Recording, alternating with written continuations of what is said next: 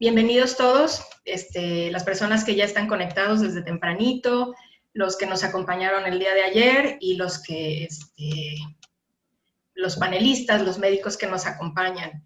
El día de ayer tuvimos una plática una sesión muy interesante, muy nutrida de charlas. En general hubo comentarios muy favorables, muchas preguntas, muchas inquietudes para los panelistas, pero en esencia creo que podemos rescatar la importancia de tener, apoyándonos como Alianza Mexicana de Familias VHL, a médicos expertos en el manejo de la enfermedad, muy empáticos y muy humanos. Eso resaltó en algunos de los comentarios, en varios comentarios, que se siente uno muy apapachado, muy protegido, muy cuidado y acompañado pues en todo este proceso.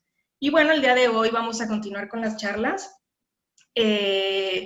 Nos acompaña, la primera plática es de la doctora Linda Cernichario, pero está ahorita por ocupaciones, no es posible en este momento iniciar su charla, nos acompañará y se incorporará un poquito más adelante en cuanto se desocupe, pero está en su lugar la doctora Agustina Adanilla. Ella colabora con ella en la Asociación para Evitar la Ceguera y está en el área de retina pediátrica. Y para presentarla, nos ha gustado en ocasiones anteriores involucrar a los amigos que nos han acompañado a lo largo de todos nuestros congresos. Y en esta ocasión, Jessica García está aquí con nosotros y nos la va a presentar. Entonces, adelante, Jessie. Bueno, buenos días. El tema de que se va a presentar el día de hoy es sobre la frecuencia de examen ocular y síntomas visuales en pacientes con VHL. Les cedo la palabra.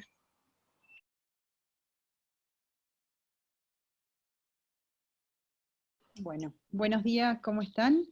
Mi nombre es Agustina Danilla. Yo en realidad vengo a reemplazar a la doctora Linda Cernichario. Les agradezco mucho el lugar la invitación y a la doctora Linda por permitirme presentar el día de hoy. Vamos a dar una plática sobre la frecuencia de examen ocular y síntomas visuales en los pacientes que tienen von Hippel-Lindau. Cualquier duda, si quieren, hacemos las preguntas al final, así no interrumpimos, y si no, cualquier cosa me avisan, ¿sí? En principio, más que nada, a modo introductorio, presentarles básicamente cómo es la anatomía del ojo, a grandes rasgos, para que entendamos un poquito más de cómo afecta el VHL el ojo. Podemos observar que el ojo ocular tiene 3 capas: la esclera, que es la capa externa, blanca, que podemos observar, la capa media, que es la coroides, y la capa interna, que es la retina, ¿sí? La coroides es una capa vascular que tiene muchos vasos sanguíneos que va a favorecer la llegada de oxígeno a la retina. En la parte anterior podemos observar la córnea, que es esta estructura transparente, que llamamos a veces que tiene forma como del vidrio de un reloj. La pupila es el espacio, que vemos ahí cómo se agranda y se dilata, que lo utilizamos para el examen de fondo de ojos, y el iris, que es la estructura de color que rodea la pupila. Por detrás podemos observar al cristalino, que es esta lente, que es una lente biconvexa, que tiene la particularidad de cuando ingresan los rayos, como vemos aquí, puede hacer que converjan específicamente en el área de mayor visión en la retina, que es la fóvea. El ojo tiene es una estructura como bicompartimental, tiene una parte anterior, que es la cámara anterior, y la posterior, que vemos ahí. En la parte anterior está el cristalino rodeado por este líquido, que es el humor acuoso, y en la parte posterior vemos el vítreo, que es como un gel, que le da como cierta tensión y forma al ojo. En la retina podemos observar estas células que son los conos y los bastones. Los conos son los que principalmente nos dan la visión de los colores, y podemos ver cómo este estímulo, cuando llega la luz hacia la retina, se transmite desde fuera por dentro, viajando por estas fibras. Ahora vamos a poder verlo nuevamente. Fíjense cómo ingresa la luz, la lente hace que los rayos converjan, van hacia la fóvea, se transmiten por los conos, bastones y otras células que hacen sinapsis, viajan por el nervio óptico hacia el lóbulo occipital a nivel cerebral, que es el área que corresponde a la visión. Esto es resumidamente cómo funciona y cómo es la anatomía ocular, para hacerles una breve introducción y que comprendamos un poquito más. Acá podemos observar la pupila, como les mostraba, este espacio dilatado, para que nosotros podamos examinar el fondo de ojos de manera adecuada y podamos examinar todas las partes, o sea, también las partes más periféricas, más alejadas. Este ganchito que ven acá, no se asusten, es un blefarostato que abre el ojo, especialmente en los pacientes que son muy pequeñitos, como los bebés, que no colaboran con el examen. Esto se hace a través, esta dilatación se hace a través de unas pequeñas gotas que son de tropicamida para poder dilatarlas, y la realidad es que se toleran bien y son inocuas. Sí puede durar esta dilatación hasta 4 o 6 horas, depende de la medicación que utilicemos, y nos es útil para poder visualizar el fondo de ojos. Esta es la imagen de un fondo de ojos normal, ¿sí? Podemos observar, no sé si ven mi flecha, esta estructura redonda que es el nervio óptico por donde mostrábamos que viajaba toda esta señal hacia el cerebro. Vemos cómo hay vasos sanguíneos que ingresan, ¿sí? Y egresan, vemos las arterias que son más finitas y las venas que son un poco más gruesas. Y esta zona que tenemos aquí, que se ve como más pigmentada, es el área macular, y especialmente es la fobia, donde veíamos que los rayos convergen para poder visualizar correctamente, ¿sí? Fíjense que todo este sector es la retina periférica, que también para nosotros es muy importante examinarla, especialmente en los pacientes con von Hippel-Lindau.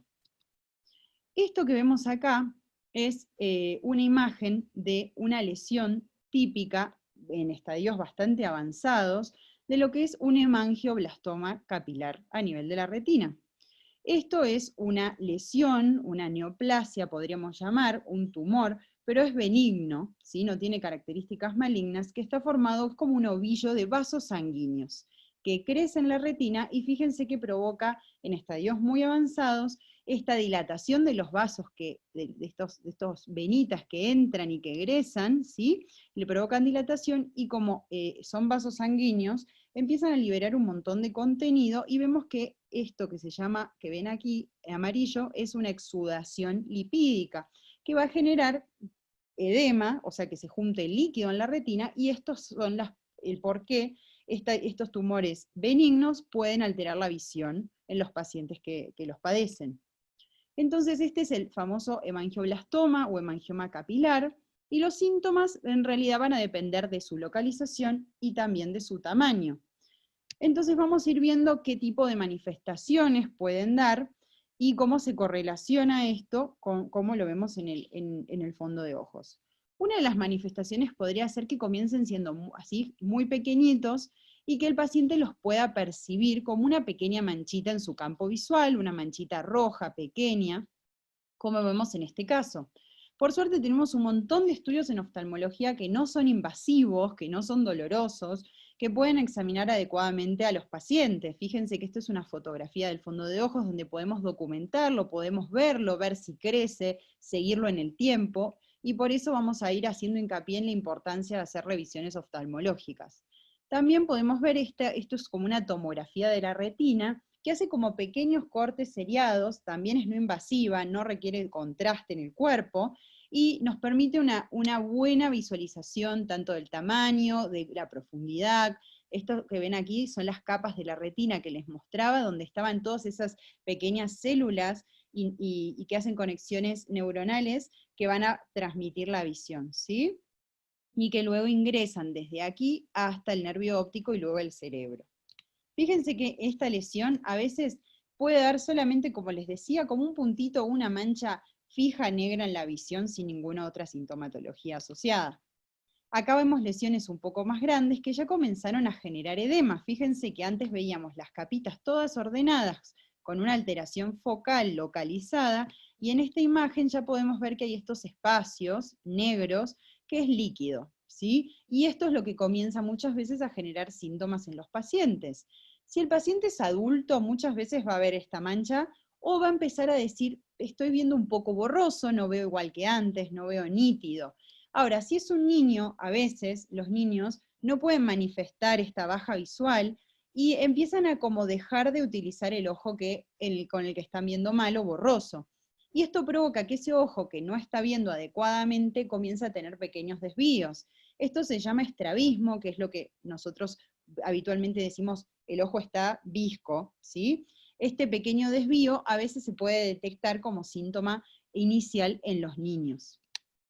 Acá vemos una lesión que es mucho más grande, fíjense que ya tapó el nervio óptico, que era el nervio que veíamos así redondito y amarillo, y esto sí, en un paciente adulto puede dar mala visión branca, marcada, y sí en los niños va a terminar generando estrabismo, este desvío ocular. Acá vemos otra lesión, fíjense que es bastante más periférica, es interesante que fíjense que en oftalmología con imágenes de campo amplio podemos sacar estas fotografías que tienen hasta 200 grados de campo, que es un montón, para poder también documentar y ver si hay otras lesiones periféricas y poder en realidad hacer ese seguimiento fotográfico y ver si crecieron o no en el tiempo y si necesitan o no tratamiento a tiempo. Lo que nosotros con los exámenes queremos evitar es justamente que estos tumorcitos crezcan y comiencen a generar estas complicaciones en la zona central de la visión y generen, por ejemplo, estas manchas que son estos exudados lipídicos, que en realidad es más que nada como líquido que sale de los vasos, que a veces tiene lípidos y que genera esta acumulación de líquido en la retina, que la hinchan, le alteran la forma y hacen que empecemos a ver mal. Entonces esto en el adulto sí se va a ver como mala visión, mancha también en el centro, a veces puede aparecer una mancha en la parte periférica de la visión y nuevamente en los niños probablemente se va a manifestar como estrabismo. Acá vemos otra de las imágenes, fíjense que son de tamaño variado, esta ya es una imagen de uno de estos tumores vasculares bastante grande, con los vasos bien dilatados, bien tortuosos, así enrulados, y ven que la visión central en este caso está conservada. Entonces, por eso es importante que nosotros hagamos siempre el examen, porque fíjense que si nosotros no dilatamos al paciente, miramos solamente el centro, podemos pensar, si vemos solo esta zona, que tiene un fondo de ojos normal y sin ninguna otra alteración. Pero si lo dilatamos y lo examinamos, encontramos que sí pueden aparecer estas lesiones. Y fíjense cómo en el adulto también le puede dar como una mancha periférica, puede decir que hay una parte de su campo visual que dejó de ver, pero el niño incluso puede no tener ningún tipo de síntoma. Acá vemos otras más, esto es como una imagen como superpuesta de distintas partes del fondo de ojos, y fíjense que a veces podemos ver más de uno de distintos tamaños, hay uno pequeñito acá, uno más grande superior, y están también liberando su líquido, ¿sí? Que se ven estos depósitos. En el adulto nuevamente vemos que le da mala visión, y probablemente en un niño en estas etapas ya también genere estrabismo, o sea que el ojo esté visco. Acá vemos otras lesiones, fíjense de distintos tamaños. Cuando son más pequeñas dilatan menos los vasos, ¿sí? Y cuando son más grandes los hacen más grandes, más gruesos y tortuosos. Y en este caso, como son tan alejados del centro de la visión, esto puede hacer que no haya ningún síntoma, ni siquiera en el adulto. Acá vemos un estadio muy avanzado. ¿Qué es lo que ocurrió aquí? Ya exudó tanto, generó tanto vaso, tanto crecimiento vascular, que esto empieza a generar estas bandas fibrosas que vemos acá, bien extensas, que pueden provocar lo que no queremos que suceda, que son desprendimientos de retina. Los desprendimientos de retina pueden ser porque se acumula mucho líquido y se hace un desprendimiento de lo que llamamos seroso o exudativo, o estos, como vemos acá, que se llaman traccionales, porque se forman las bandas fibrosas que pueden tirar o jalar y desprender la retina. Y esto ya requiere otros tratamientos. En un adulto va a dar mala visión o baja visual, incluso visión muy alterada, visión nublada, o incluso el ojo puede quedar sin visión en estos casos muy avanzados. En los niños, cuando se ven así las retinas desprendidas, además del estrabismo vamos a ver que el reflejo rojo, que cuando ingresa la luz, pega en la retina y rebota, ese reflejo que nos da, en vez de ser un reflejo rojo, va a ser un reflejo pupilar anormal, y ahora les vamos a mostrar fotografías de estas alteraciones. A veces estos estrabismos son un poco más exagerados, pero bueno, a veces pueden ser sutiles o pequeñitos. Fíjense que aquí la niña lo tiene muy desviado a sus ojitos, está para adentro, por ejemplo, está también muy hacia afuera, pueden ser desvíos hacia adentro o hacia afuera. Y fíjense que incluso está un poquito hacia abajo, ¿sí? Entonces, ¿cómo podemos detectar también tempranamente en los niños que hay una alteración? Con este reflejo rojo anormal, que es importante también realizarlo en la consulta, y más cuando son pequeñitos, ¿sí? Cuando el reflejo está alterado, esto lo llamamos leucocoria, que es simplemente decir, más fácil, reflejo rojo anormal. Entonces les voy a ir mostrando distintas imágenes. Fíjense que el reflejo, uy, se me fue, ahí está.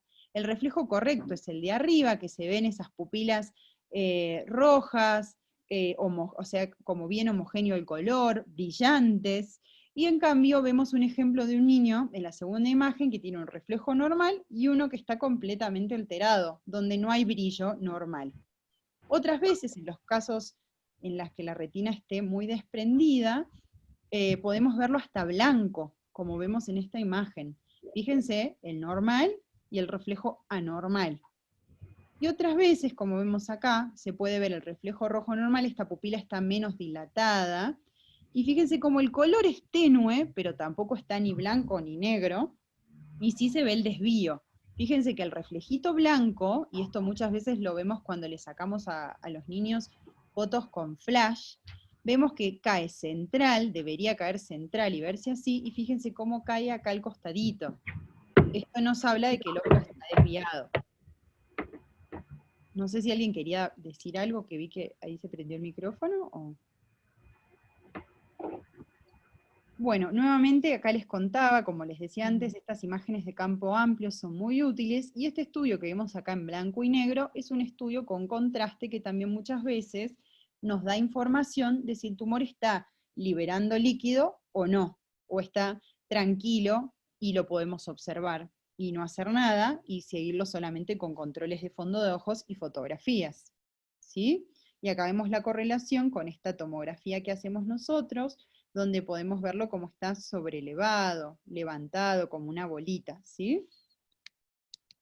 También nos podemos apoyar en la ecografía, que es un estudio también no invasivo, que es relativamente poco costoso y rápido, y que nos puede brindar información útil también para ver estas lesiones, qué características tienen, y si están también generando tracciones, o sea, si están generando posibles desprendimientos en la retina. Acá vemos otras imágenes, fíjense que pueden ser muy variados, muchas veces se ve así el vaso ondulado, y fíjense que en esta foto no salió el tumorcito, y está un poco más periférico, y vemos que es bastante grande. Entonces, por todo esto que les venimos contando, es que es muy importante hacer revisiones oftalmológicas periódicas. A veces podemos encontrar, y esto es importante que también lo sepan, que si encontramos uno de estos de manera única, sola, solitario, en uno de los ojos, no, o sea, puede no corresponder a la enfermedad de von Hippel-Lindau, y puede ser solamente una lesión esporádica, o sea que no tiene ninguna relación, una herencia genética, y que no está dentro de la enfermedad. Generalmente, los pacientes que sí tienen la mutación y que tienen von Hippel-Lindau van a tener o estos bilaterales, o pueden ser en algunos casos también unilaterales. Vemos que 58% afectan los dos ojos y 42% afectan un ojo. Acá, como vemos, tenemos una lista de tumores que pueden aparecer dentro del síndrome, y vemos que los hemangioblastomas retinales, que son estos que están acá marcados, aparecen entre los 12 y los 25 años en los pacientes que sí tienen von Hippel-Lindau, entre un 25 a un 60%. Entonces, por eso es la importancia de hacer la revisión bien temprano, desde niños, para poder detectarlos cuando todavía son bien pequeños. Fíjense que para diagnosticar el von Hippel-Lindau, los criterios que podemos utilizar, siempre es importante la historia familiar. Si hay historia familiar positiva, esto es muy importante para el diagnóstico, y alcanzaría con que el paciente tenga un solo hemangioblastoma en la retina, uno de estos pequeñas neoplasias que les vengo mostrando. Con uno, historia familiar positiva, podemos decir que el paciente sí tiene la enfermedad. O puede ser una lesión también a nivel cerebral, como un hemangioblastoma, o en algún otro órgano. Si el paciente tiene historia negativa, no tiene familiares, tenemos que tener por lo menos 2 hemangioblastomas al menos 2 o más pueden ser, o pueden ser también lesiones cerebrales, como puede ser a nivel del cerebelo. O sea, hay que ir combinando otras de estas lesiones para poder decir, bueno, tenemos criterios para esta enfermedad. Fíjense que dentro de las recomendaciones de tamizaje, vemos que hay ciertas recomendaciones para poder, estos protocolos son muy útiles para saber cada cuánto hacer estas visitas al oftalmólogo. Fíjense que se recomienda el examen físico, que siempre comenzamos con la de hendidura, con una luz, y luego también tomamos la presión ocular. No sé si tengo conexión inestable, no sé si me escuchan bien, ahí creo que regresó. Se cortó un poquito, pero sí, sigue. Perdón, ahí creo que volvió a internet bien. Hacemos el examen de fondo de ojos con la pupila dilatada. Esta recomendación es anual. Perdón, acá vamos a pasar, acá está. Esta recomendación del examen retinal es anual. Y también se recomienda anual hacer un estudio de la retina con contraste, porque a veces podemos detectar pequeñas lesiones que a veces solamente con observarlas no las vemos adecuadamente. ¿Sí? Después podemos hacer otros estudios que tienen que ver más con estudios de todo el organismo, ¿sí? Pero a nivel oftalmológico, estas son las recomendaciones anuales. Los pacientes que ya tienen un riesgo un poquito más alto, ya se les recomienda desde los 10 años en adelante que hagan exámenes anuales, ¿sí? Y fíjense que el examen de retina, solamente el examen dilatado, se recomienda anual desde los 5 años de edad en los pacientes que tengan familiares con esta enfermedad, para empezar a pesquisar, empezar a detectarlo lo más temprano posible. En cambio, la de contraste, que sí necesita contraste por la vena, la recomendamos a partir de los 10 años, ¿sí? Porque es un estudio un poquito más invasivo. Bueno, acá vamos a mostrar las guías de la Allianz, VHL Allianz, que sugieren, ¿sí? Esto obviamente que son un montón de estudios que se sugieren, me voy a centrar más que nada en los oftalmológicos, ¿sí? Que se sugiere hacer siempre una historia familiar bien detallada, viendo cuántos son los familiares afectados, hacer un examen físico desde los menores de 5 años de forma anual. Incluso fíjense que la Allianz recomienda desde el año de edad, que igual es lo recomendado para todas las personas, siempre comenzar a hacer fondo de ojos al mes de vida en todos los bebés, y luego por lo menos un fondo de ojos al año de vida, es algo recomendable y es una buena práctica médica. Luego podemos hacer anual desde los 5 años, ¿sí? Lo mismo todos los años hacer, ¿sí? Y a las embarazadas, antes de la concepción, también se les recomienda, a las mujeres se les recomienda hacerse un fondo de ojos. El examen dilatado, fíjense aquí, puede hacerse incluso, como les decía, desde el año de vida, ¿sí? Incluso recomendado antes del año de vida. Y luego, una vez que pasan los 15 años, porque acá se puede hacer entre 6 meses a 1 año, luego de los 15 años sí se recomienda anual. Entonces, en conclusiones, ¿no? Para pasar un poco en limpio, ¿cuándo revisar a los pacientes, no? Entonces, en los menores de 5 años lo vamos a recomendar cada 6 a 12 meses, ¿sí? Y el primero de los fondos de ojos antes del año de vida. Luego de los 5 años, si está iniciando a los 5 años, sí hacemos cada 6, 12 meses. Si está iniciando también con la enfermedad a los 11 años, también cada 6, 12 meses, lo mismo desde los 15.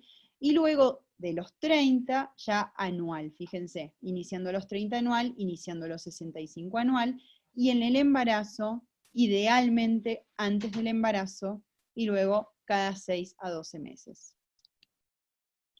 ¿Qué tratamientos tenemos? La realidad es que hay un montón de tratamientos y por eso también es bueno pesquisar estos tumores, encontrarlos de forma temprana para poder dar un tratamiento adecuado, evitando que crezcan demasiado y que generen sintomatología. Lo ideal es encontrar estos tumores cuando todavía los pacientes son asintomáticos, cuando no manifestaron ningún síntoma. Si son por fuera del nervio óptico, como les mostraba, esos que son bien alejados y son pequeñitos, de más o menos un tamaño, fíjense, de 1 centímetro o 1,5 milímetros, podemos hacer láser. El láser da calor y puede reducir el tamaño de la lesión. Podemos aplicar crioterapia, que es una terapia con frío, que también va a reducir el tamaño del tumor, y podemos considerar combinarlo con inyecciones. Estas inyecciones son inyecciones adentro del ojo, pero son, la verdad que no son tan dolorosas, ni son tan, por ahí asusta pensar que es una inyección intraocular, pero se hacen con unas agujitas muy pequeñas, con una cantidad de medicación muy chiquita, y estas son muy útiles también porque actúan contra un montón de factores de crecimiento de esos tumores, que están estimulados por factores de crecimiento, que hace que aumenten de tamaño, y utilizando estas inyecciones podemos hacer que incluso reduzcan su tamaño. Lo mismo si los tumores también están lejos del nervio óptico, o sea, lejos del centro del ojo, y periféricos, si son un poquito más grandes, podemos empezar a combinar estas terapias de acuerdo al caso. Podemos hacer láser más crioterapia, combinadas, o una cosa o la otra, e incluso sumarle inyecciones intravítreas. Ahora sí, cuando los tumores son un poco más grandes, ya debemos pensar en combinar estos tratamientos, pero también existe la posibilidad de cirugía, ¿sí? También se puede considerar el uso de prednisolona, de corticoide, o de propranolol vía oral, para también mantener el tamaño del tumor más pequeñito, depende del caso. Acá vemos unas imágenes de estos lesiones, que fíjense que son periféricas, y comenzaron a crecer, y se les hizo tratamiento, y fíjense cómo con el tratamiento se ve que comenzaron a achicarse, y estas son lesiones como, ya son cicatrices. Estos tumores fueron como de alguna manera como quemados, y quedaron contenidos para que dejen de crecer. Incluso fíjense que los vasitos sanguíneos eran muy, muy ondulados, y luego del tratamiento incluso se ven un poco más finos y menos ondulados. Y la parte central del ojo se ve completamente normal, o sea que este ojo tiene una visión preservada. Y ese es el objetivo de tratar a tiempo a todos los pacientes. Hola, ¿qué tal? Perdón, este es el videíto. Les voy a mostrar que la doctora Linda armó este video. Les voy a mostrar desde el minuto 5:06, que es sobre los estudios, ¿sí? Y cómo son los tratamientos. Ahí les comparto. No sé si escuchan el volumen. A ver. Láser que van a causar... Sí, ya se escucha bien.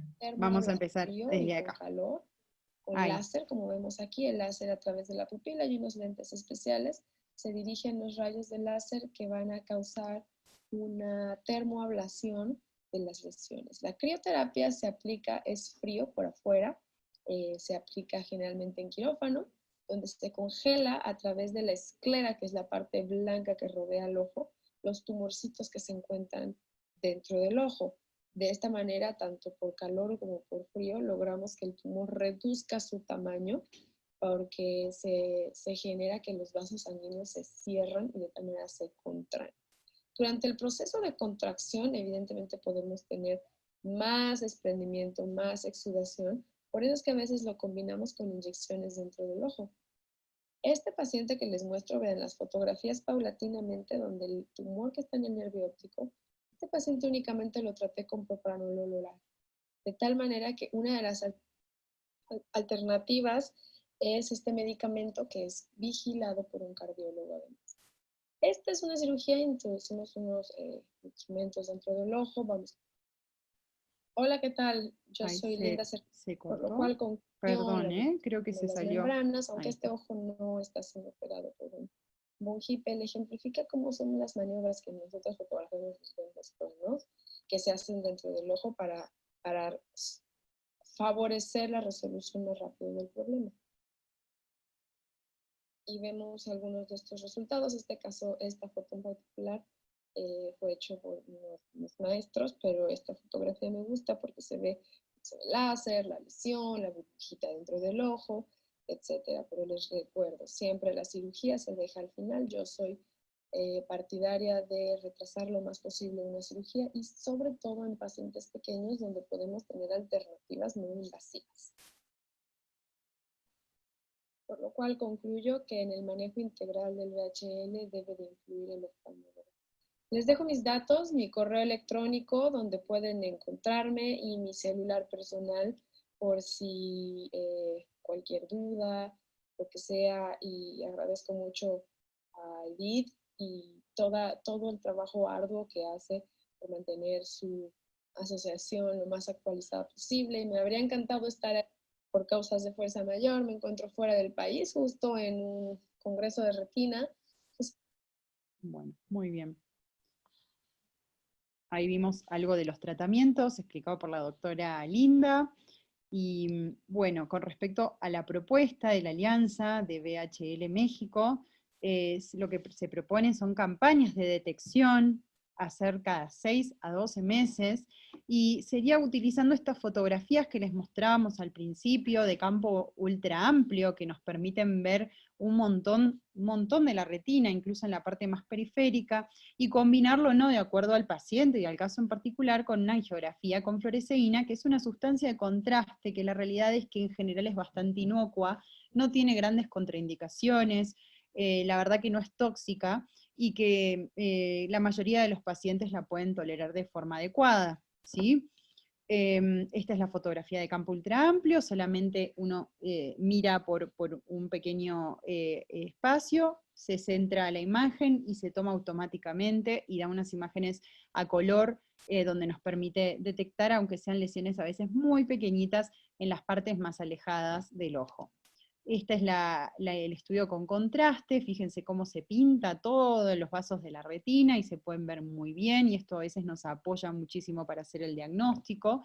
Y bueno, y aquí terminamos, este es el mail de la doctora Linda, y bueno, muchas gracias por acompañarnos y por escucharnos. Espero que hayan entendido, y cualquier duda, estamos acá para responder todas sus preguntas. Muchísimas gracias, doctora Adanilla. Creo que la doctora Linda nos estaba escuchando por ahí. Sí, los ¿Verdad que escucho. sí? Nada más Ahí un está, pequeño doctora. comentario. La verdad es que Agustina creo que abordó los temas perfecto, o sea, como lo planeamos para que vieran cómo siempre les explico que un tumor, sea benigno, sea maligno, alguna vez fue pequeño y luego fue grande. Entonces, en von Hippel-Lindau, a pesar de que ya hay muchas técnicas de tratamiento, cuando ya los tumores son grandes, todo tratamiento tiene riesgo de que falle, o que sea complicado, o que sangre, o que progrese. Entonces, la idea de lo que la alianza de von Hippel y el protocolo de Cambridge han propuesto es que revisemos a los pacientes desde chiquitos, cuando ya se sabe que son hijos de familiares con VHL, para que nosotros podamos detectar los tumores pequeños. Y cuando los detectamos pequeños, el tratamiento se simplifica mucho, porque solo hay que quemar el tumorcito. Entonces, eso es bien importante, y por eso hacemos énfasis en revisar a los pacientes desde el inicio, luego cada 6 a 12 meses, tal cual como lo dijo la doctora Agustina. Después es anual, cuando cumplen más de 15, 30 años. Y esto es importante para las mujeres que se van a embarazar, tienen que hacerlo antes del embarazo, o si ya se embarazaron y no hubo tiempo de hacerlo antes, durante el embarazo. Ese es como que el mensaje más importante. Cualquier cosa que detectemos a tiempo va a hacer que no se pierda visión.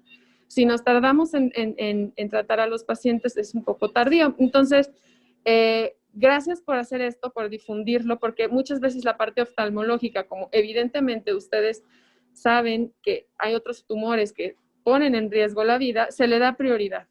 Pero no olvidemos que un problema visual es una discapacidad que podemos evitar. Y sobre todo, si podemos hacerlo en pacientes desde muy chiquitos. Cualquier otra duda, Agustina, más que feliz de contestarlas. Gracias por todo. Gracias, Agustina. Perfecto, lo hiciste. Gracias, aquí Lisa. estará pendiente. Gracias a todos por la invitación. Muchas gracias, doctora. Y a la doctora Linda también un agradecimiento especial. y resaltar pues que hemos contado con ella en congresos anteriores y ha colaborado incondicionalmente con nosotros. Ahí ya están por ahí en pantalla, o si no nos escriben a nosotros para proporcionarle los datos de la doctora. Y bueno, acercarse a ella para cualquier duda, cualquier consulta que requieran hacer, pero bueno, es parte del equipo ya. Y ahora la doctora Adanilla también. Muchas gracias. Nos acompaña la doctora Valeria de Miguel. Ella es médico endocrinóloga adscrita al Servicio de Endocrinología, Metabolismo y Medicina Nuclear, y es la directora de la unidad de VHL del Hospital Italiano de Buenos Aires, Argentina. Nos va a presentar esta charla relacionada a los feocromocitomas y paragangliomas en la enfermedad de von Hippel-Lindau. Muchas gracias, doctora, que está acompañándonos desde tempranito.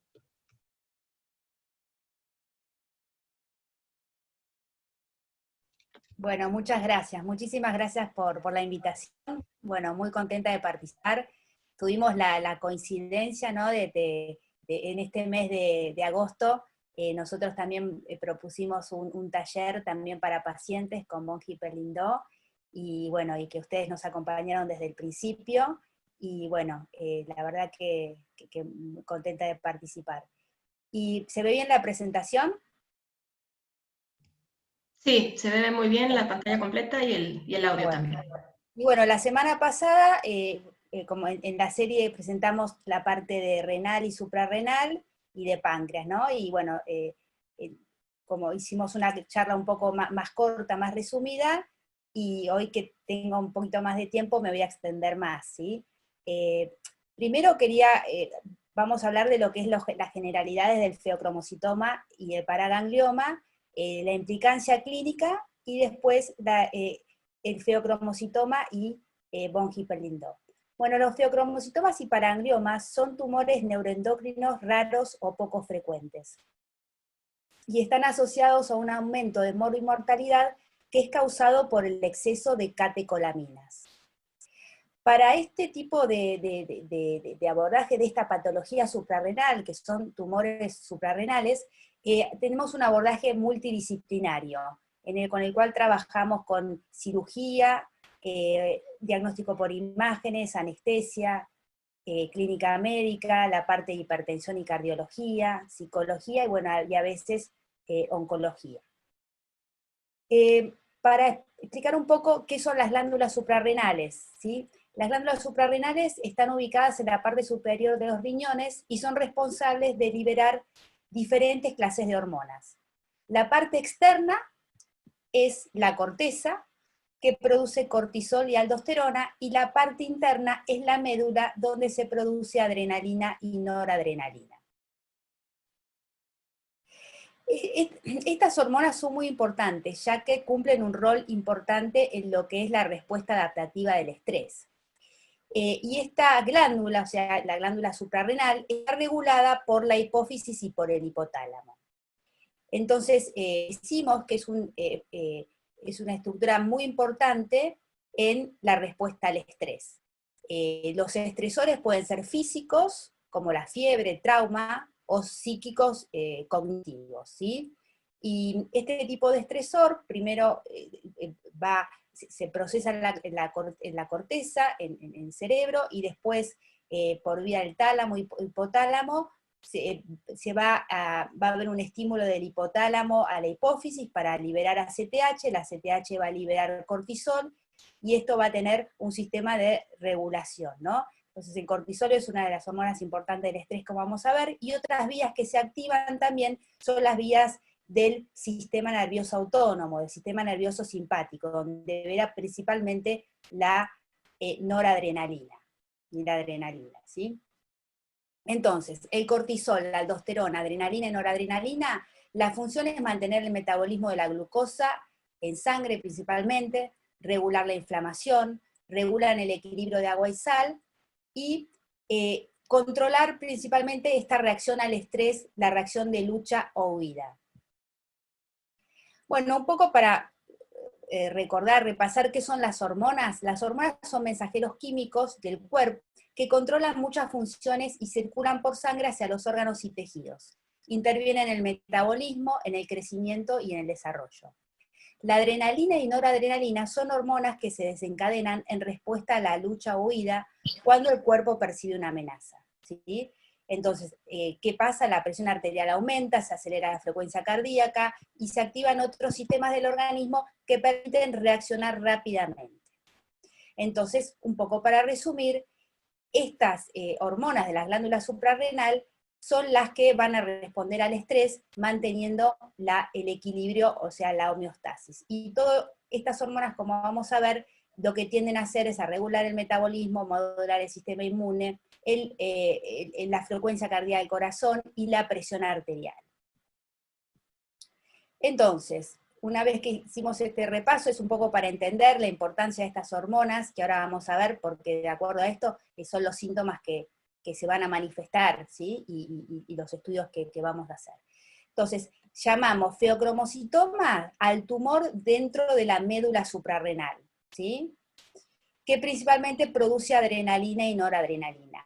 Y paraganglioma son aquellos tumores que derivan del sistema nervioso, de los ganglios, del sistema nervioso autónomo, que están generalmente situados a lo largo de la espina de la columna, ¿sí?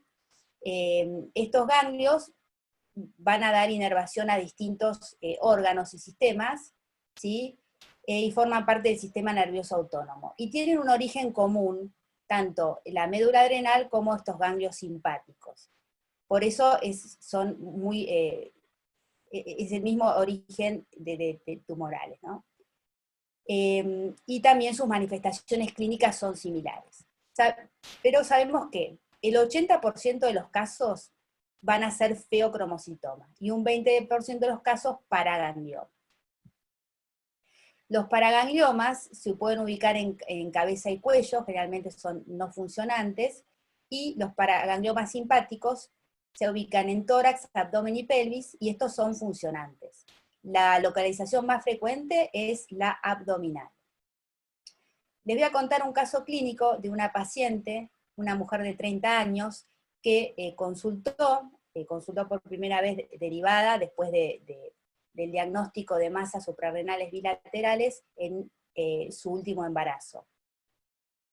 La paciente había tenido 3 embarazos, y en los últimos 2 embarazos tuvo preeclampsia, que es hipertensión no inducida por el embarazo. Y en el último, por dolor lumbar, le hacen una ecografía y le encuentran 2 tumores suprarrenales. Le hacen posteriormente se hace una resonancia, y bueno, después del parto se hace una tomografía que se muestran 2 tumores suprarrenales.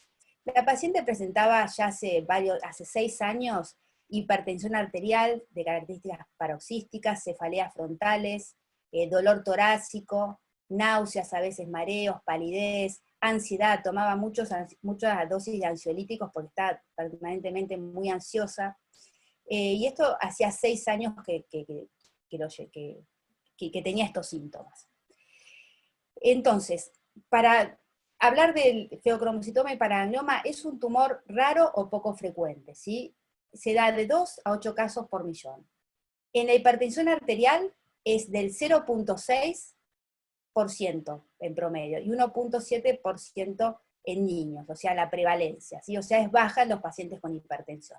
En pacientes con incidentaloma suprarrenal, que es el hallazgo casual de una masa suprarrenal, de acuerdo a la serie, es de un 10%. La prevalencia es igual en hombres y en mujeres, la edad de presentación es del promedio de 40 a 50 años, y los pacientes que tienen menos de 18 años, la causa hereditaria es la más frecuente. Entonces, decimos que estos tumores, un 30 o un 40% son hereditarios. Un 20% pueden ser paragangliomas, un 10% bilaterales, y un 15 o un 25% pueden ser malignos. ¿Cómo se presentan estos tumores? Por signos y síntomas que sugieren el exceso de catecolaminas, en forma sintomática, que es a partir de un estudio por imágenes, que es el incidentaloma suprarrenal, o por el control en pacientes con predisposición genética. Estas son las 3 formas de presentación. En nuestro hospital tuvimos una serie de 68 pacientes, un 36% de los pacientes se presentaron a partir de una incidentaloma suprarrenal, de esta masa suprarrenal descubierta por forma casual. Un 10% en pacientes con predisposición genética, como la enfermedad de von Hippel-Lindau o la neoplasia endocrina múltiple, y en la neurofibromatosis, que son las 3 enfermedades genéticas en las cuales hay que hacer un estudio de rastreo. Y por signos y síntomas, un 54%. ¿Cuáles son los signos y síntomas cardinales? La cefalea, palpitaciones y sudoración. Y los signos, la hipertensión y la taquicardia. Esto puede ser sostenido o paroxística, ¿sí? Llamamos la tríada clásica a los síntomas de cefalea, palpitaciones y sudoración. Esto, asociado a hipertensión arterial, es altamente sugestivo de feocromocitoma.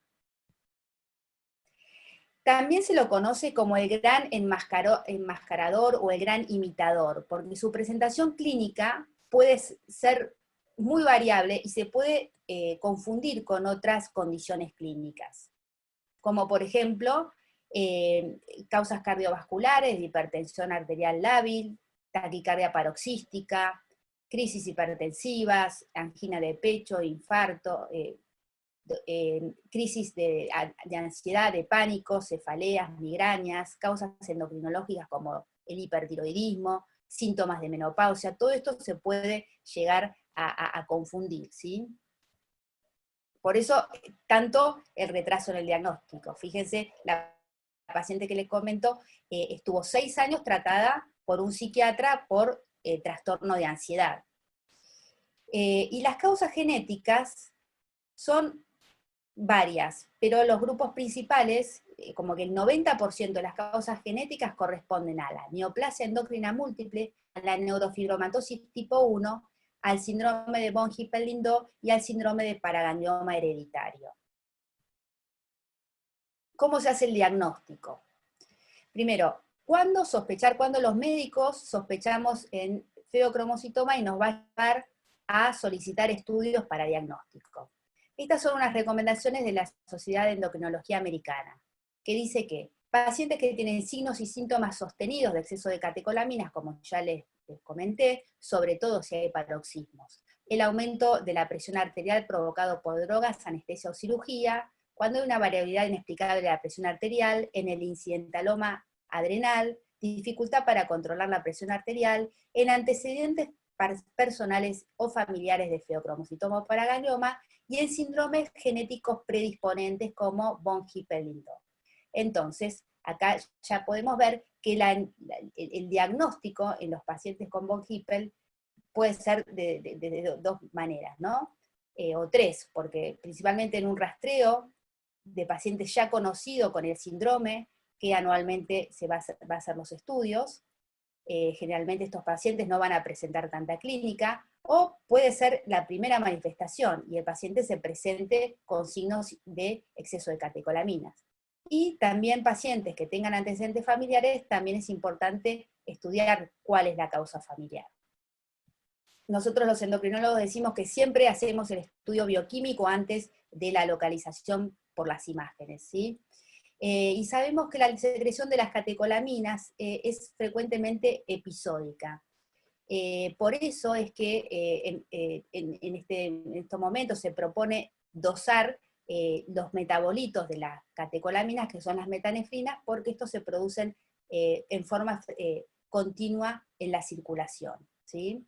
Bueno, acá vemos un cuadro como esta síntesis hormonal ocurre tanto en la médula adrenal como en el sistema nervioso central y autónomo, ¿sí? A diferencia de la conversión de noradrenalina a adrenalina que ocurre en la médula adrenal, porque es la única que está enzima que va a transformar noradrenalina en adrenalina. También saber que es importante cómo estos metabolitos se transforman, la noradrenalina en normetanefrina, la adrenalina en metanefrina, y lo que se dosa es sangre porque son mucho más estables, y después van a sufrir una serie de procesos metabólicos en el aparato digestivo, en el hígado, y finalmente van a ser excretados por orina. Un metabolito final, es el ácido vainillín mandélico, que es el metabolito de todos estos. Entonces, como vemos estas enzimas, hay muchos procesos enzimáticos que pueden también ser inhibidos, interferidos por drogas que pueden dar falsos positivos, como vamos a ver ahora. Entonces, es por esto que la Sociedad de Endocrinología Americana propone como estudio de mayor sensibilidad el dosaje de las metanefrinas libres en plasma o las metanefrinas fraccionadas en orina 24 horas. Estas tienen una alta sensibilidad y especificidad para el diagnóstico. Yo no sé cómo es en México, les cuento, en Argentina solamente disponemos de las metanefrinas fraccionadas en orina 24 horas. Después ustedes me contarán de qué es lo que disponen en México, ¿no? Así que acá ya estamos adelantándonos y viéndonos que, por ejemplo, en Argentina, el estudio de rastreo para feocromocitoma en von Hippel-Lindau es hacer una vez por año el dosaje de metanefrinas en orina de 24 horas. Bueno, por los que le conté antes, hay lo que se llama falsos positivos y falsos negativos. Falsos positivos son drogas que pueden interferir en este metabolismo y dan falsamente alto estos metabolitos, ¿no? Por ejemplo, todas las hormonas que tienen, las drogas que tienen que ver para la parte psiquiátrica, neurológica, ¿sí? Después hay otras causas, los pacientes que están sometidos a mucho estrés, por ejemplo, pacientes gravemente enfermos, y falsos negativos son aquellos tumores que son muy chiquitos, que todavía están en la fase preclínica, ¿sí? Entonces, lo que se sabe que el diagnóstico es cuando estos valores aumentan más de 3 a 4 veces por ciento, se dice que tiene una alta probabilidad diagnóstica. Estos son algunos fármacos que pueden alterar el dosaje, por eso es importante conocerlo antes de solicitar el estudio, ¿sí? Porque un paciente que recibe lo que se llama un antidepresivo tricíclico o inhibidor de la monoamina oxidasa, falsamente le puede dar elevado estos valores y se puede confundir con el diagnóstico de feocromocitoma y que realmente no lo tenga. Entonces estas cosas hay que tenerlas en cuenta porque son estudios que son muy sensibles a las interferencias, ¿no? Y bueno, siguiendo con el caso clínico de la paciente que les presenté, presentaba un valor de normetanefrina, o sea que es el derivado de la noradrenalina. Ustedes acá se pueden fijar que en el mismo dosaje de orina, la noradrenalina estaba normal, o sea que si nosotros pedíamos solamente adrenalina y noradrenalina, no podíamos diagnosticarlo. Y la normetanefrina está en un valor francamente elevado. ¿Cuál es el paso a seguir después del laboratorio? Es el estudio por imágenes. Y para esto la tomografía computada de la resonancia magnética nuclear tiene una alta sensibilidad para detectar feocromocitoma y paraganglioma. Recuerdan que yo les comenté que la mayoría de los paragangliomas se localizan en el abdomen. Entonces, con una tomografía de abdomen y peso o resonancia podemos localizar un 95% de estos tumores. También es importante saber que estos tumores siempre tienen un tamaño visible anatómicamente en los estudios por imágenes. Se dice que el promedio de la lesión es de 4 centímetros. Tienen ciertas características estas lesiones, son alta densidad sin contraste, lavado bajo de contraste, tiene mucha vascularización, son redondos, globales, pueden tener cambios quísticos y hemorrágicos, ¿sí? Por eso decimos que las lesiones suprarrenales generalmente en la densidad de tomografía son de altas unidades Hounsfield. ¿Qué aporta la resonancia magnética nuclear? Bueno, la presencia de señal hiperintensa en T2 es altamente sugestiva, aunque puede no estar presente.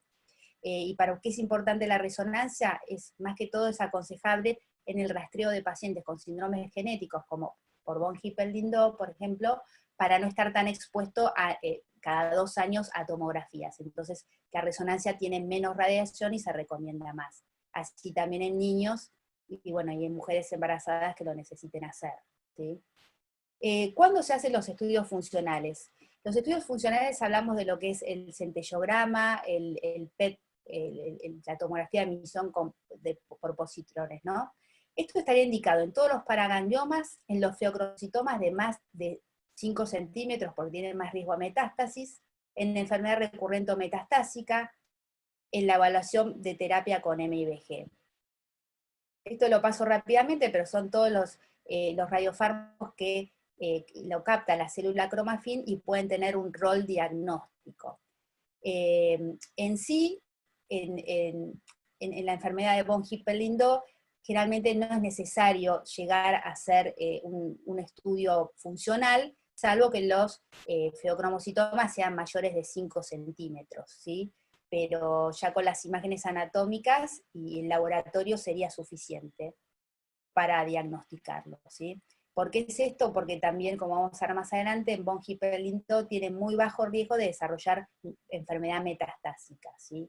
Que es por eso que se busca hacer estos estudios. Y además otra cosa que quiero recalcar, que la mayoría son feocromocitomas y es muy poco frecuente que sean paragangliomas, o sea, generalmente están localizados en la glándula suprarrenal en von Hippel-Lindau.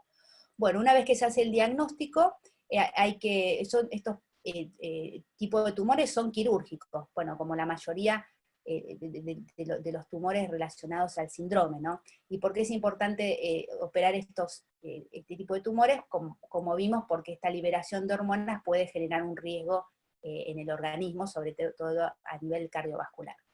Los objetivos del tratamiento es antes de la cirugía, hacer un tratamiento médico para normalizar la presión arterial, hay que reponer volumen y normalizar la frecuencia cardíaca para prevenir arritmias, ¿sí? Entonces, nosotros pedimos estudios generalmente, que es un monitoreo ambulatorio de la presión arterial, un electrocardiograma, un laboratorio, un ecocardiograma también, para la evaluación integral del paciente, ¿sí? Saber cómo se comporta la parte hemodinámica en estos pacientes, que generalmente son pacientes que tienen como una depresión de volumen, porque las catecolaminas liberan mucha sal, pero este aumento de catecolaminas genera una gran vasoconstricción. Entonces el mecanismo de hipertensión es por vasoconstricción, ¿sí? Entonces,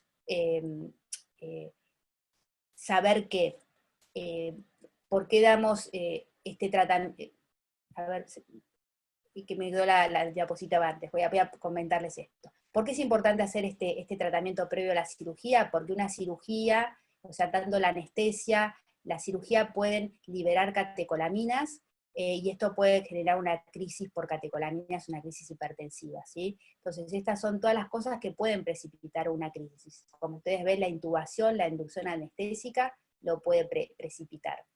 Y es entonces, por esto, para evitar esta crisis por catecolaminas que puede generar un gran compromiso general, es que, sobre todo, puede generar una hipertensión arterial, es que se da este tratamiento. ¿Y cómo hacemos este tratamiento? Con alfa bloqueantes, que nosotros disponemos de la doxazocina, el prazosin, también la oxibenzamina, que esto está disponible en Estados Unidos, o la terazocina. ¿Qué van a hacer estos bloqueantes alfa? Van a relajar la parte arterial y venosa, ¿sí? También los bloqueantes cálcicos como segunda línea, y los beta bloqueantes va a ser sobre todo para controlar la presión arterial, ¿no? Porque estos alfa bloqueantes, una vez que se empiezan a dar, pueden generar una taquicardia refleja. Entonces acá los esquemas propuestos para tratar a los pacientes, generalmente se empieza con esta medicación que es la doxazocina, que se empieza por la noche, una dosis baja, y después se va agregando durante el día. Se controla la presión arterial, y los objetivos que se buscan es una presión arterial normal de menos de 120, 80, no más de 130, y una frecuencia cardíaca de menos de 90 latidos por minuto, ¿sí? Es importante ir titulando la dosis del alfa bloqueo hasta llegar a estos objetivos. Y si hay taquicardia, se agrega el beta bloqueante, pero no siempre es necesario. Este es un esquema propuesto por el doctor Packard, que fue publicado en el 2007, en el que se propone, o sea, comenzar con este tratamiento mínimo 7 a 14 días antes de la cirugía. Se empieza con la dosis nocturna de alfa bloqueantes, y se incrementa cada 2 o 3 días, después se agrega el beta bloqueante, y se va a dar, se le dice al paciente que también que consuma con sal, que tome bebidas ricas en sal para hidratación, y antes de la internación también se da por vía endovenosa también solución fisiológica, ¿sí? Bueno, este es el caso que quería mostrar de un paciente con otra condición hereditaria que es la neurofibromatosis. Este es un mapa, que es un monitoreo ambulatorio de la presión arterial.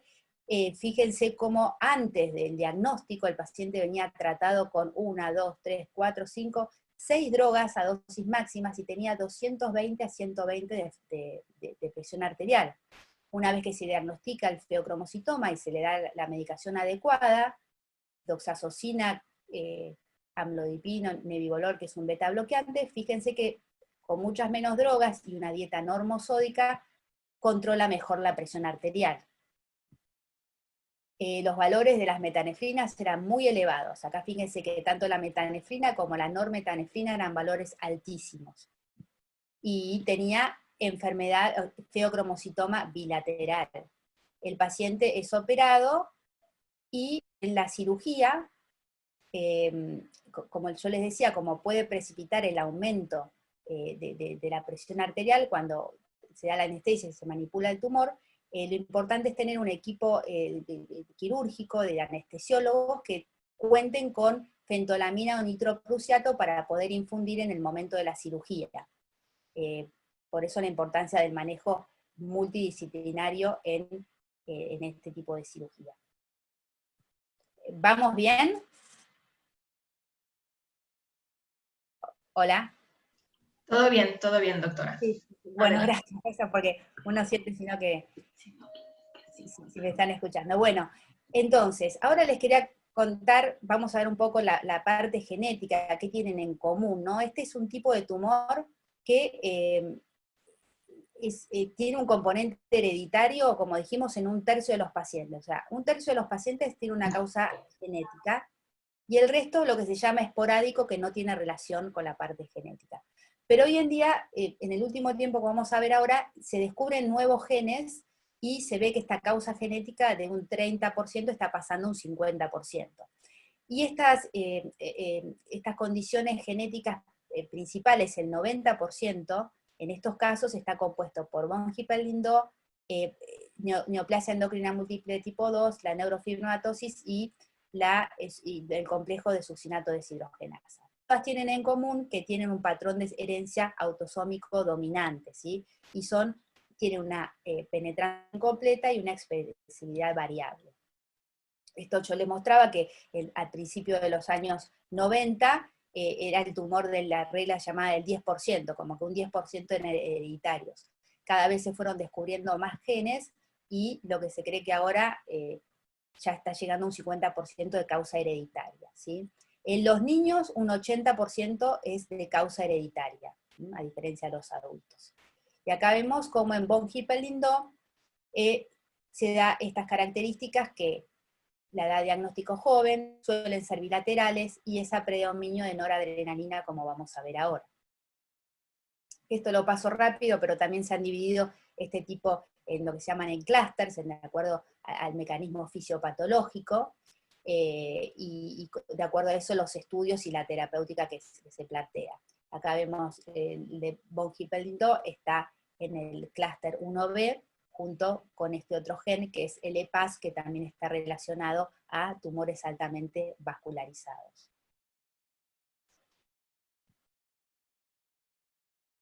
Y este es el de la neoplasia endocrina múltiple. Quería diferenciar, bueno, ahora lo vamos a ver más adelante, qué nos ayuda a diferenciar a nosotros en el momento del estudio genético. Bueno, entonces esta es la importancia del asesoramiento genético. O sea, todo paciente con diagnóstico de feocromocitoma y paraganglioma debe ser estudiado, ¿no? ¿Por qué? Porque esto va a ayudar al rastreo y vigilancia tanto en los pacientes como en los familiares, ¿sí? Y bueno, dentro de la endocrinología, como ven, el feocromocitoma y paraganglioma están compuestos por varios genes, y lo que vemos acá en común, que tiene von Hippel-Lindau, que puede producir feocromocitoma y tumores neuroendocrinos, ¿sí? Entonces, en pacientes, para asesoramiento genético de von Hippel-Lindau, hay que pensar en un individuo que tiene una simple lesión asociada, o sea, como comentó antes la doctora, con un angioma de retina ya hay que sospecharlo, con un hemangioblastoma del sistema nervioso central también, y con un feocromocitoma también, tumor de saco endolinfático, carcinoma de células claras, menores de 50 años. Bueno, entonces acá vemos cómo con solo una lesión, con solo un feocromocitoma hay que ponerse a pensar si el paciente puede tener von Hippel-Lindau. Después va a haber un montón de otros elementos que nos van a ayudar a orientarlo, ¿sí? Bueno, la paciente que le comenté recién, yo la recibí en el consultorio del Hospital Italiano, y justo en un congreso conocí una médica que se llama la doctora Jaidira del Rivero, que es de México, que ella hizo su residencia en los Institutos Nacionales de la Salud, y bueno, y con ella siempre le comentaba a pacientes, también quedamos la posibilidad de ir a hacer una rotación a los Institutos Nacionales de la Salud. Ella me invitó a su casa, y bueno, coincidió que esta paciente que les presento fue aceptada en el protocolo de estudios de feocromocitoma y paraganglioma, ¿sí? Y coincidimos en el viaje y en la estadía allá. Entonces la paciente se presenta con feocromocitoma bilateral. Después le fueron haciendo distintos estudios, como el fondo de ojos, resonancia del sistema nervioso central, descubrieron un angioma en retina, un hemangioblastoma en médula espinal y una lesión sólida en riñón derecho y un quiste en el páncreas. Bueno, ante todo esto, antes se planteó la posibilidad de que sea el síndrome de von Hippel-Lindau, se le ofreció y se realizó la adrenalectomía bilateral robótica con resección de un tumor de 1 centímetro.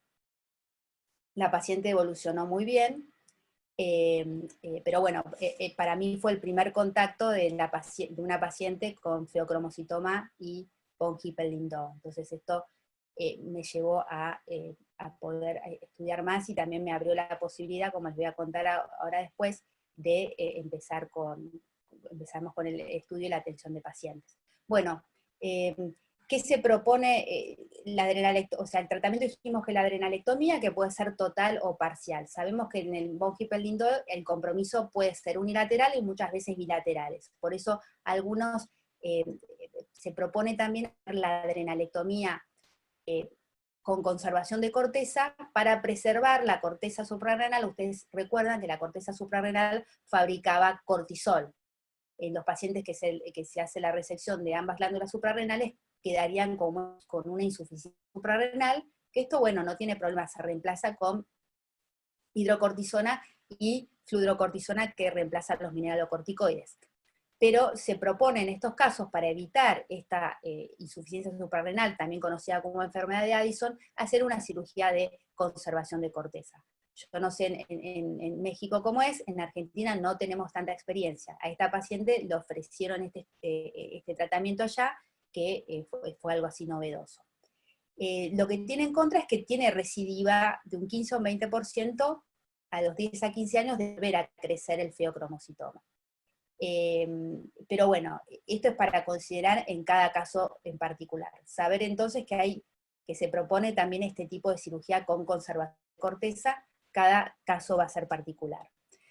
Con respecto a feocromocitoma y von Hippel-Lindau, la edad de aparición es de diagnóstico puede ser de los 4 a los 58 años, el promedio de 12 a 25, y saber que la frecuencia en pacientes, de acuerdo a lo descrito, es de un 10 a un 20%, o sea, un 10 a un 20% de los pacientes que tienen von Hippel-Lindau van a desarrollar un feocromocitoma.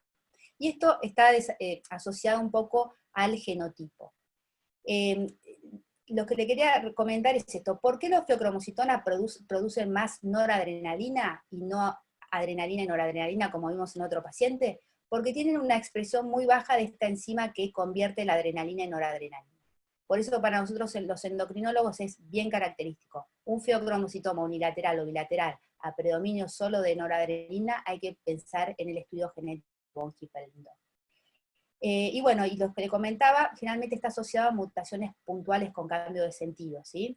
Y se dividen en un fenotipo con alto riesgo de presentar feocromocitoma o bajo riesgo. Aún, igualmente, el tipo 1, que es con ausencia de feocromocitoma, que son de lesiones o mutaciones puntuales, aún se sigue estudiando en todos los pacientes el rastreo de feocromocitoma. sea que no está dividido eso. Todos los pacientes, aunque tengan bajo riesgo, tienen que hacer el estudio de las metanefrinas en orina 24 horas. Esto es para contarles nuestros pacientes, 28 pacientes con von Hippel-Lindau, 8 pacientes, un 28%, tuvieron feocromocitoma. En 6 de ellos fue su primera manifestación de la enfermedad, y en 2 de ellos fue diagnosticado a través del screening. El rango de diagnóstico fue de los 10 a los 30. Acá podemos ver el caso de los pacientes, la edad de presentación, muchos presentaban signos y síntomas de hipertensión. Fíjense que el predominio del bioquímico era de noradrenalina, normetanefrina, muchos eran bilaterales, a todos se les propuso cirugía por laparoscópica en la mayoría de los casos, y tenían otras manifestaciones de la enfermedad. Y estos eran la mayoría de los estudios genéticos, que eran mutaciones puntuales.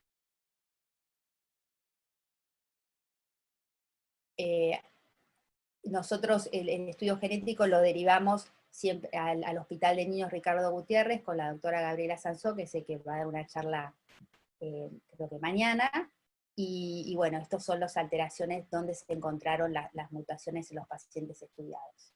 Contarles también que hicimos un estudio retrospectivo de 343 pacientes de Argentina con diagnóstico de feocromocitoma. Un 54% se hizo el diagnóstico genético, o sea que hizo el estudio, de los cuales el 60% dio al menos un gen alterado, y de los cuales el 29% dio positivo para VHL. Entonces, un poco para lo que estábamos hablando, cuando se hace el screening, se comienza a hacer el screening de metanefrinas en orina de 24 horas a partir de los 5 años, porque vimos que se puede desarrollar en la infancia, ¿sí? ¿Y cómo se rastrea el feocromocitoma? Anualmente, las metanefrinas en orina de 24 horas, y de acuerdo a la edad, ecografía abdominal a partir de los 8 años, y mayor de los 16 años, se hace una ecografía abdominal por año, y cada año es una resonancia de abdomen. Entonces, todos los años se hace el laboratorio y una imagen, que puede ser una ecografía o una resonancia de abdomen, que ahí también se va a evaluar la parte renal y del páncreas. Entonces, importante, el feocromocitoma es un tumor benigno de lento crecimiento. Disculpe. Los síntomas generalmente se correlacionan con el tamaño del tumor. Los estudios por imágenes y el laboratorio tienen una alta sensibilidad diagnóstica. Y otra cosa importante saber es que ante la sospecha del síndrome de von Hippel-Lindau, estudiar feocromocitoma ante una cirugía. Por ejemplo, un paciente que no tenga diagnóstico del síndrome, que vaya a hacer una cirugía de mangioblastoma, hay que tener la sospecha de von Hippel-Lindau y pedirle estudiar antes feocromocitoma, porque si no en la anestesia puede presentar clínica de hipertensión arterial, como les comenté. Como conclusiones, el feocromocitoma es una enfermedad de baja prevalencia y alta mortalidad. Las metanefrinas son muy sensibles para el diagnóstico, la tomografía y la resonancia también ayudan a estudiar el tumor primario. Las imágenes funcionales generalmente se reservan para los tumores muy grandes. El tratamiento quirúrgico es el tratamiento de elección. Siempre hacer tratamiento médico antes con bloqueantes alfa y beta. Y con relación a von Hippel-Lindau, se da en aproximadamente el 25% de los pacientes. Hay una asociación genotipo-fenotipo. Las variantes patogénicas con cambio de sentido tienen más probabilidad. El diagnóstico como primera manifestación realmente será sintomático, y los pacientes que van a hacer un screening van a ser asintomáticos, ¿sí? Y la aparición es muy lenta. La edad promedio de aparición es de las 12 a los 25, un 50% pueden ser bilateral, o sea, ambas glándulas comprometidas. La insuficiencia suprarrenal se reemplaza con glucocorticoides y mineralocorticoides. Saber que el 95% de los casos son benignos, y bueno, y que el screening o rastreo se hace a partir de los 5 años y en forma anual.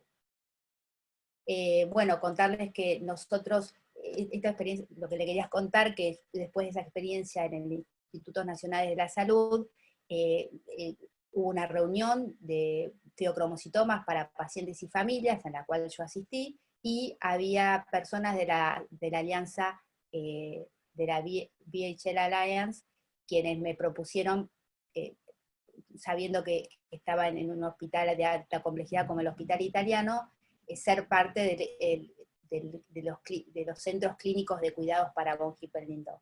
Y fue así como que formamos la unidad de von Hippel-Lindau, trabajando en conjunto con el Hospital Ricardo Gutiérrez. Y bueno, también en Córdoba también está también la otra unidad, en el Hospital Privado de Córdoba, y bueno, y estamos en contacto con Carlos de la Alianza Argentina, nos deriva pacientes. Así que bueno, muchas gracias, y bueno, quería agradecer al doctor Karel Pacac y la doctora Jaidira del Rivero, que son los Institutos Nacionales de la Salud, que ellos me permitieron todo este aprendizaje con los pacientes y poder tener la posibilidad de estar con ustedes hoy acá. Bueno, muchas gracias. Al contrario, doctora, muchísimas gracias. Muy, muy interesante y muy detallada toda la información. Muchas gracias y muchas gracias a todos, y nos vemos mañana a 8:45. Mañana también las conferencias serán sumamente interesantes y para mucho beneficio de tanto del personal de la salud que está apoyándonos, que se inscribieron a esta semana de VHL, y a los pacientes y familiares, que pues también es bastante importante para nosotros. Muchas gracias a todos.